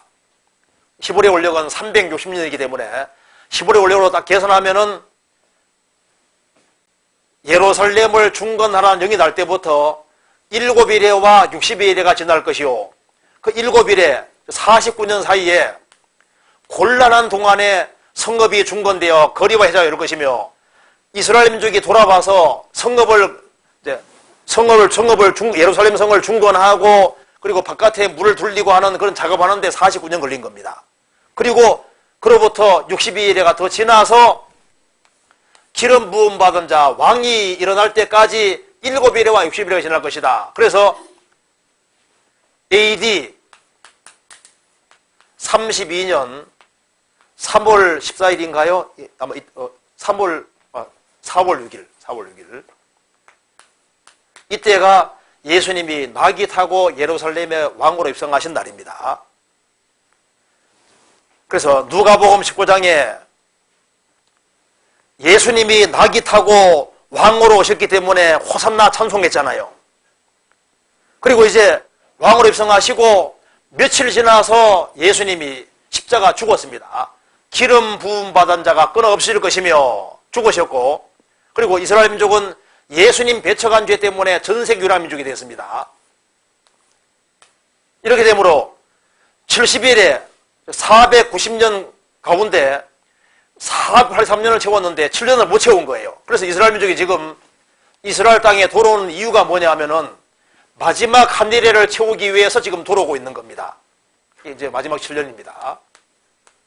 그래서 이제 구약과 신약 보면은 한 때, 두 때, 반 때, 1260일, 1260일, 3년 반입니다.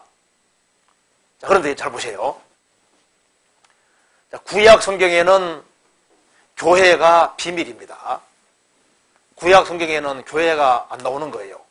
그래서 다니엘서를 읽어보면요. 바벨론, 메디아, 피라시아, 헬라, 로마가 나오더니만 갑자기 마지막 때가 나오잖아요. 그렇죠? 구약 읽어보시면 항상 예수님 초림 얘기 나오고 갑자기 재림 얘기가 나오거든요. 그러니까 교회는 에베소서 3장에 말하기를 교회는 비밀이었다고 되어 있거든요. 그러니까 구약 성경에는 교회가 안 나오는 거예요.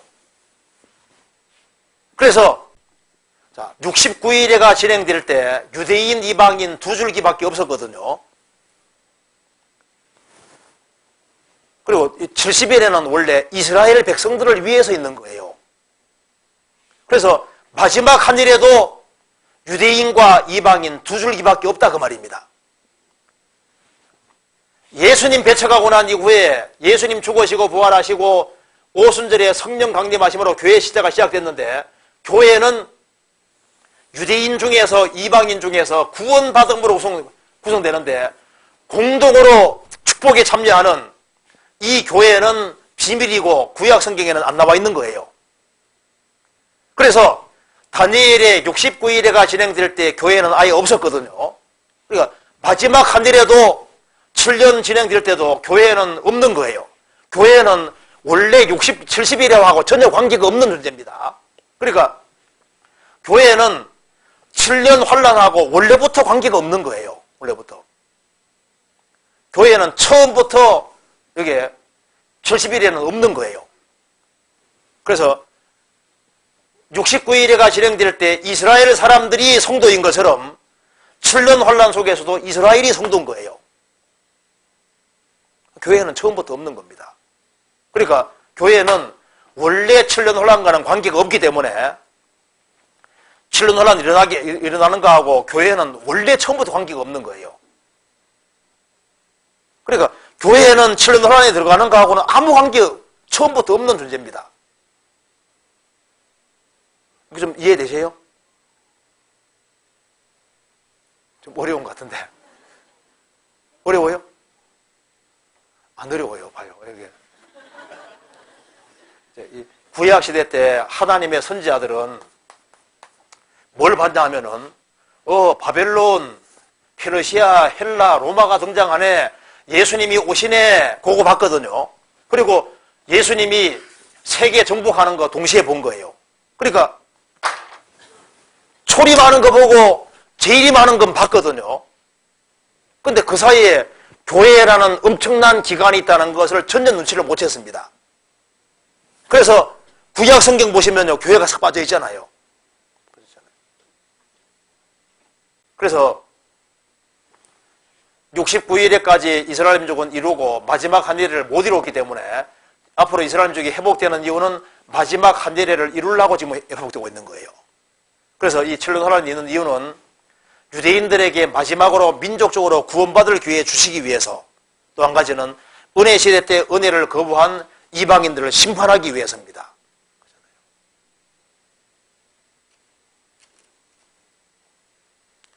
아이고, 지금 벌써 시간이 또 다 돼가는 것 같은데, 이거 얘기하려면 또 이게 또 질문이 많은데, 이거.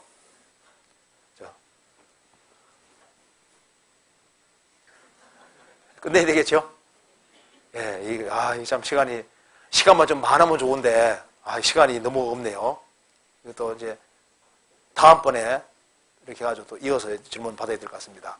그래서 여기에 마지막으로 한 가지만 봅시다. 이사야서 한번 찾아봅시다. 이사야서 60장 보세요. 61장 봅시다. 자, 성경 이해하는 데 이게 좀 중요합니다. 61장 1절.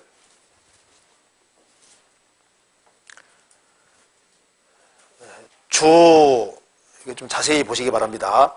주 여호와의 신이 내게 임하셨으니 이는 여호와께서 내게 기름을 부어사 가난한 자에게 아름다운 소식을 전하게 하려 하심이라.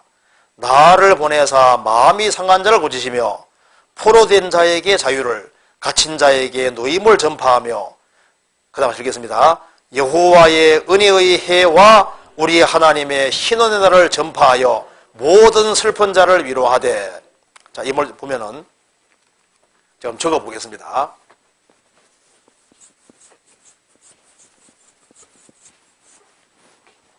여기에 여호와 하나님의 은혜의 해와 우리 하나님의 신원의 원수 갚는 신원의 날을 전파하여 이렇게 되어 있죠. 이렇게 되어 있는데 신약 성경에서 예수님이 인용한 거 봅시다. 누가복음 4장 보시겠습니다.